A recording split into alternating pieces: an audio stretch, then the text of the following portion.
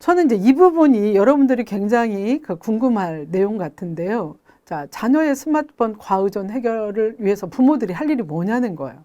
자, 일단 부모님들은 궁금해 하셔요. 저한테 오면 우리 아들이 지금 스마트폰을 많이 사용하고 있는데 어느 정도나 될까요? 라고 물어보면 여러분들 앞서 말씀드린 선별 도구를 사용해서 파악하면 돼요. 그러면 우리 아들이 어느 수준에 끼는구나.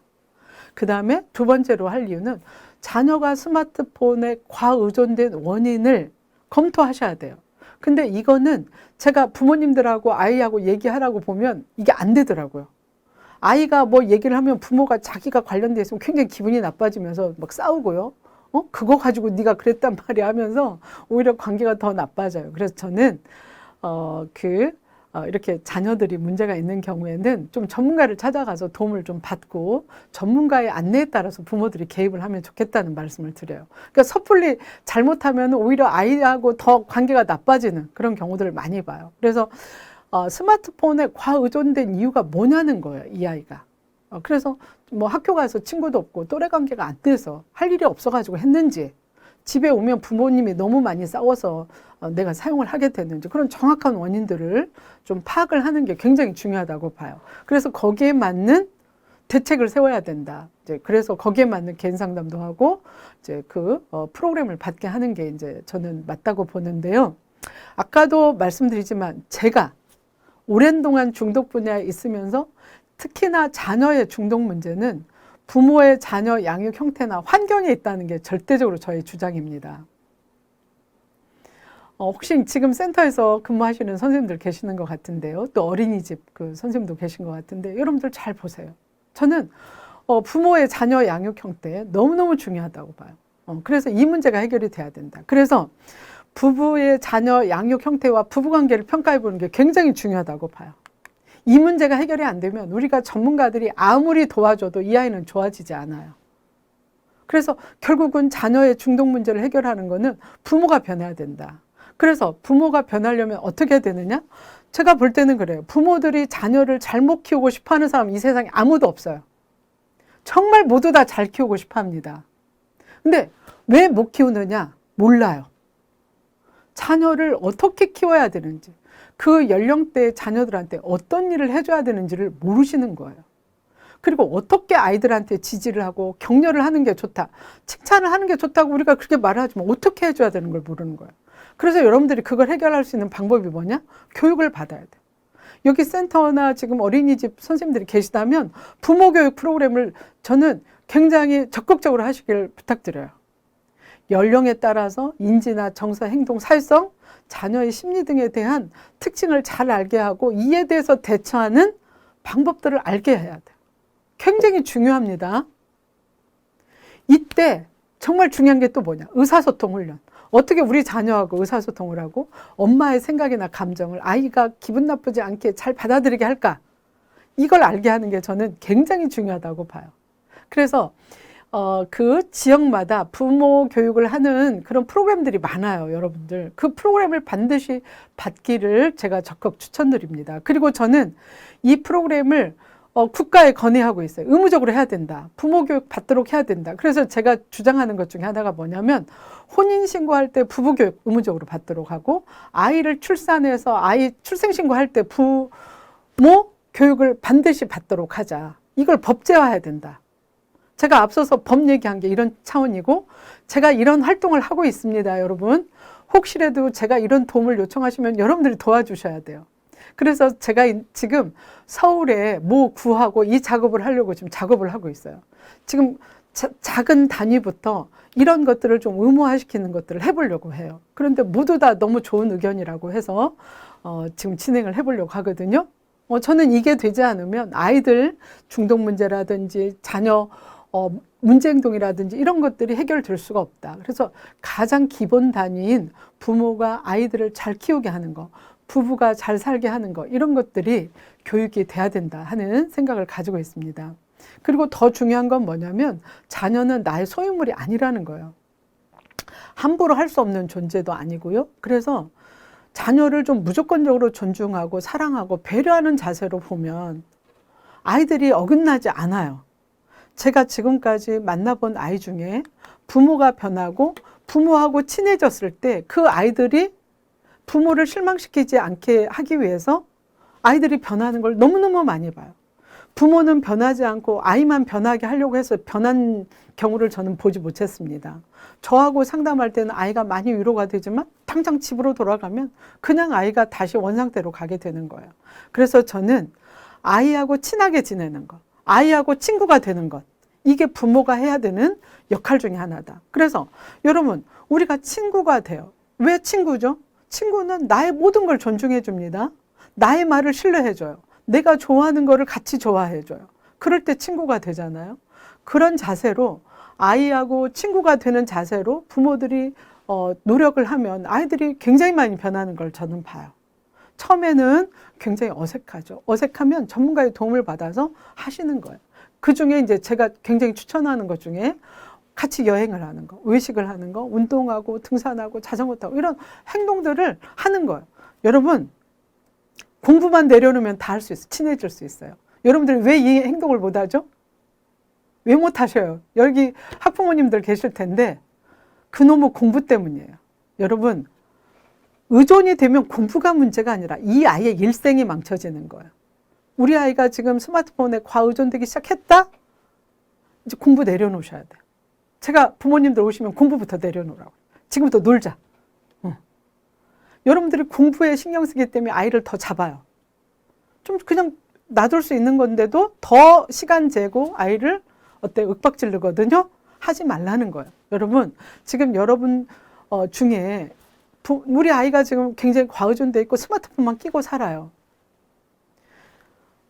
공부만 내려놔도 여러분들이 굉장히 편안해져요. 내려놓고 다시 생각해 보자는 거예요. 1, 2년 학교 늦게 들어가고 1, 2년 늦게 시작하면 뭐가 어때요? 다 지금 살아보면 그 1, 2년이 그렇게 중요한 시간이 아닙니다. 오히려 한 템포 쉬면서 다시 정리해 보자는 것이 저의 의견이고 그렇게 했을 때 성공적이었어요. 저는 제가 오랜 동안 그 중독 현장에 있기 때문에 저는 탁상공론 하지 않습니다. 제가 교수이기 때문에 이론을 얘기하지 않아요. 저는 제가 본 걸 얘기합니다. 상담의 이론보다 아이를 더 변화시킬 때는 부모의 태도가 더 중요하다는 걸 저는 몸소 체험하고 있어요. 그래서 제가 말씀드리는 거예요. 그리고 이제 아이들, 특히 이제 맞벌이거나 자녀가 혼자 있는 시간이 많을 때 스마트폰에 더 의존돼요. 그래서 자녀하고 친밀한 관계를 형성하고 혼자 있는 시간을 어떻게 아이가 보내게 할지 이걸 관리하게 해줘야 돼요. 그래서 필요하면 제가 혼자 있는 시간을 만들지 말라고 그래요. 그때는 도움을 받으셔야 돼요. 다른 사람이 와서 우리 아이를 보게 한다든지 또 다른 방법으로 이제 이런 것들과 관련해서 제가 이제 상담을 오시면 같이 해서 이제 대안을 만들기도 하는데요. 어쨌거나 혼자 있는 시간이면 아이들은 할 게 없다. 그러니까 당연히 스마트폰 하죠. 우리 생각에는 애들이 공부할 것 같죠. 그거 우리의 바람이죠. 그거 안 된다. 그거 안 되는 거예요. 그러니까 안 되는 걸 아이들한테 안 했다고 야단치면 안 되는 거죠. 그리고 아이들은 스스로 자기를 관리할 수 있는 능력이 없어요. 성인이 돼야 관리가 되지 어린아이들은 할 수가 없는 거예요. 그러니까 너무 무리한 걸 요구하고 있다. 그 다음에 제가 아이들을 변화시키는 중요한 방법으로 하나가 뭐였냐면 아이가 꿈이나 진로를 찾았을 때였어요. 여러분, 우리가 꿈이나 진로를 너는 왜 꿈이 없니? 우리 학부모들이 와서 저보고 그래요. 선생님, 우리 아이는 꿈이 없어요. 진로를 뭘 해야 될지 몰라요. 그럼 제가 그렇게 물어봐요. 그럼 어머니가 알고 있는 진로는 몇 개가 되는지 물어봐요. 직업군이 뭐뭐뭐 있는 것 같냐고. 사실은 우리 몰라요. 몰라서 내가 뭘 해야 될지를 몰라요. 꿈도 막연히 생기는 게 아니에요. 뭘 봐야 꿈도 가질 거 아니에요. 경험도 하고 뭐 다양한 그 경험을 통해서 우리가 이제 꿈도 갖게 되는데 그런 작업들은 안 하고 무조건 꿈이 없대요. 그리고 아이만 야단쳐요. 그럼 맞지 않죠. 그래서 저는 이제 진로 지도를 오면은 스마트폰에 과의존돼서 오는 아이들이 있으면 저는 진로 지도부터 해요. 그래서 진로 검사를 하고요. 거기 보면은 이 아이 성향에 맞는 직업군이 쫙 나와요. 그거 놓고 찾게 해요. 지금 너한테 맞는 군이 이런 게 나왔는데 너 어떠니? 네가 여기를 한번 봐. 아무것도 생각 안 했다면 여기서 찾아보자. 그래서 그 아이의 그 선호되는 그 직업을 한번 이렇게 보기도 하고 진로도 봐요. 뭐 오히려 아이들이 눈이 반짝반짝해요. 자기가 미처 생각 못 했는데 교수님 저는 이거 잘할 것 같아요. 이거 하면 평소에 재밌었어요. 아이들이 몰라서도 진로나 꿈을 못 가져요. 그래서 여러분들 고민이 있어요. 왜 너는 꿈이나 진로가 없냐 이렇게 야단치지 마시고 전문가한테 가면 쉼센터에 가면 거기서 진로지도랑 다 해요. 이런 검사들 다 해주거든요. 거기서 이 아이가 어디에 적성 부분에 맞는지를 좀 찾아보시고 얘기를 하게 되면 아이들이 꿈도 갖고 진로도 정하게 돼요. 자, 즉 다시 말하면 스마트폰에 과의존돼서 왜 아이가 스마트폰만 쳐다보고 있을까요? 뭘 해야 될지 몰라서 동기가 없어서 그런 아이들이 많아요. 그래서 저 같은 경우는 오히려 너 스마트폰 사용하지 마가 아니라 진로를 정하고 꿈을 정하고 그걸 하기 위해서 우리가 무엇을 해야 될까를 계획을 세우다 보면 스마트폰을 할 시간이 없는 거예요. 그렇게 해결해야 돼요. 가정의 분위기를 어때요? 우리 아이가 편안한 환경을 제공하고 이 아이는 자기의 꿈을 찾아서 계획을 가지고 가도록 하는 것이 굉장히 필요하다. 이런 말씀을 드리고 싶고요. 스마트폰은 언제 사주는 게 좋은가? 부모님들이 뭐 저를 보면 항상 묻는 말인데 늦으면 늦을수록 좋아요.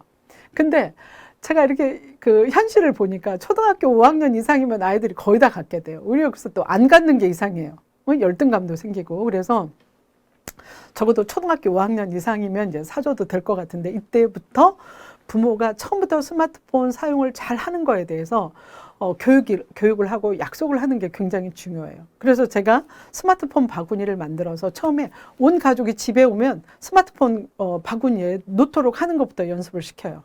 그러니까 내가 꼭 필요하지 않으면 스마트폰은 바구니에 넣어놓는 거예요. 그리고 스마트폰은 방에 가져가서 보는 게 아니라 거실에서 보도록 하는 것부터 시켜요.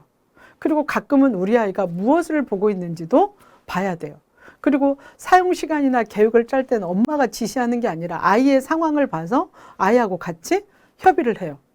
이런 것들을 하다 보면 아이의 의견을 존중해주고 이러면 훨씬 더 아이들이 잘 지킨다는 걸 볼 수 있고요. 그리고 스마트폰을 과다 사용하는 걸 비난하지 말고 우리 아이가 어떤 부분을 보고 있고 그걸 통해서 우리 아이가 어떤 위로를 받고 있고 무엇은 도움이 되는지도 좀 한번 보라는 거예요. 무조건 야단만 치지 말고요. 왜요? 도움이 되는 것들도 많아요, 사실은. 자기의 진로를 찾기 위해서 자기가 더 좋아하는 것이 있기 때문에 하고 있는지도 몰라요. 그러니까 부모들은 그냥 아이가 스마트폰만 잡고 있으면 무조건 야단부터 치거든요. 그러지 말라는 거예요. 무엇을 봤는지, 무엇 때문에 그걸 보고 있는지, 너는 그걸 보면서 어떤 기쁨이 있는지 한번 어머님들이 물어보시라는 거예요. 그런 경험들을 부모와 함께 나누는 게 굉장히 좋다. 그리고 무조건 아이한테 너 스마트폰 사용하지 마. 통제하는 거는 도움이 아무런 그 스마트폰을 사용하지 않도록 하는데 도움이 안 돼요. 스스로 조절할 수 있도록 규칙을 함께 정하는 거예요. 그리고 그런 것들을 했을 때 칭찬과 격려를 해주고 그 아이한테 보상도 해주고 이런 태도들이 굉장히 중요하다라는 말씀을 드리고요. 또 하나 부모님들이 해야 될 것 중에 하나가 수면 지도를 잘 해야 돼요. 이 수면 때문에 생기는 부수적인 일들이 많거든요. 그래서 아이하고 상의해서 저는 항상 오면은 적어도 12시 이전에는 반드시 자도록 해요. 그래서 수면 시간은 확보를 하게 해요. 얘가 스마트폰을 하더라도. 그래야 졸지도 않고 지각도 안 하고 부수적으로 생기는 문제들을 많이 막을 수가 있거든요. 그래서 굉장히 저는 수면 지도가 중요하다는 생각을 하고 있습니다. 그 다음에 자녀가 심하게 짜증을 내고 문제 행동을 보인다. 이때는 아이가 문제가 아니라 우울증일 수 있기 때문에 전문가의 도움을 빨리 받아야 된다라고 여러분들한테 부탁을 드리고 싶고요. 그 다음에 자녀의 학업과 관련해서 마음을 조급하게 먹으면 문제가 더 심각해져요. 그래서 조급해하지 말고 학업 문제를 좀 내려놓으라는 거예요. 그래서 대안을 함께 논의하는 게 좋겠다. 저는 이제 정말 저한테 오는 학부모들은 굉장히 심각한 경우인데 저는 내려놓으라고 그래요. 이미 학교에 가도 공부를 안 하니까 대안학교도 보낼 수 있고요. 이 아이가 나중에 중학교든 고등학교든 그 학업 능력을 획득할 그럴 기회들이 좀 되게 많습니다. 그래서 그런 것들을 놓고 아이하고 진로도 정하고 적성도 파악하고 꿈 비전 작업도 한 다음에 어느 학교로 갈 건지 이랬을 때 성공적인 그런 아이들을 좀 볼 수 있었거든요. 그래서 여러분들이 좀 학업 문제만 내려놔도 아이들 스마트폰 의존 문제는 많이 줄어들 거라고 생각을 합니다. 그 다음에 더 중요한 게 있어요, 저는. 여러분, 우리는 아이의 미래 때문에 아이를 야단치고 윽박질러요. 그런데 그 아이의 오늘의 행복이 더 중요하다는 거예요. 오늘 행복해야 돼요. 오늘 행복한 아이가 내일도 행복할 수 있습니다. 그래서 이런 부분에 우리가 좀 한 번쯤 고민을 좀 해보면 좋겠다 하는 그런 말씀이 드리고 싶고 아이뿐만 아니라 우리도 마찬가지죠. 오늘 행복해야 됩니다. 내일은 우리가 아무도 장담할 수 없잖아요.